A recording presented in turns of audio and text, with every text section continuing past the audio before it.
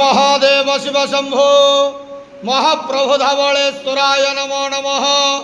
दीपं ज्योति परम ब्रह्मा दीपं ज्योति जनार्दन दीपहरतु मे पापो पूजा दीप नमस्तुते। हे बाबा धवलेश्वर महाप्रभु संसार सुखी रखंतु। आज पवित्र वृष संक्रांति शुभ गुरुवार रे समस्त श्रद्धालु भक्त मान को आशीर्वाद करंतु। मनस्कामना पूर्ण करंतु। कर्म क्षेत्र उन्नति करंतु। ग्रहरिष्ठ खंडन करंतु। जगतर मंगल करंतु। विश्वर कल्याण करंतु। आपणकर नाम प्रकाश करंतु। सेवकर डाक श्रवण करंतु। समस्त गुआवसा भक्त मानकर मनस्कामना पूर्ण करंतु।